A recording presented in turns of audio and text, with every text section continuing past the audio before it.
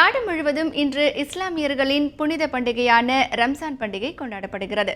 புனித ரமலான் மாதம் துவங்கியதும் உலகம் முழுவதிலும் உள்ள இஸ்லாமியர்கள் நோன்பு வைத்து வந்தனர். இந்நிலையில் நேற்று பிறை தெரிந்ததை அடுத்து தமிழகத்தில் இன்று ரம்ஜான் பண்டிகை கொண்டாடப்படலாம் என தமிழக அரசின் தலைமை ஹாஜி சலாவுதீன் முகமது அயூப் அறிவித்தார். இதனையடுத்து மாநிலம் முழுவதும் ஈகை திருநாள் சிறப்பாக கொண்டாடப்படுகிறது. நாடு முழுவதிலும் உள்ள மசூதிகளில் சிறப்பு தொழுகைக்கு ஏற்பாடுகள் செய்யப்பட்டுள்ளன. ரம்ஜான் நோன்பை கடைபிடித்த இஸ்லாமியர்கள் ஏழை எளியவர்களுக்கு உதவி செய்து ஈகை பெருநாளை கோலாகலமாக கொண்டாடி வருகின்றனர். காலை முதலே இஸ்லாமிய பெருமக்கள் மசூதிகளில் தொழுகை நடத்தி ஒருவருக்கொருவர் வாழ்த்துக்களை பரிமாறிக்கொண்டு வருகின்றனர்.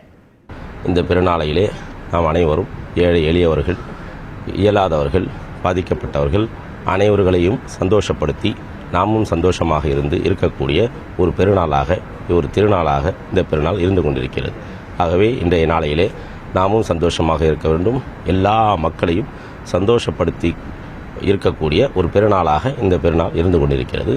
நாம் உங்கள் அனைவர்களுக்கும் இது பெருநாளுடைய நல்வாழ்த்துக்கள். பெருநாள் பண்டிகை, பெருநாள் தொழுகை இருக்குது. அதை முடிச்சுட்டு நம்ம குடும்பம், நம்ம சார்ந்த சமுதாயம், நம்ம அக்கம் பக்கம் சமுதாயத்தில் இருக்கவங்க மற்ற மதக்காரங்களுக்கும் நல்ல உறவு பேணி மகிழ்ச்சியாக கொண்டாடுறது பெருநாள் இது.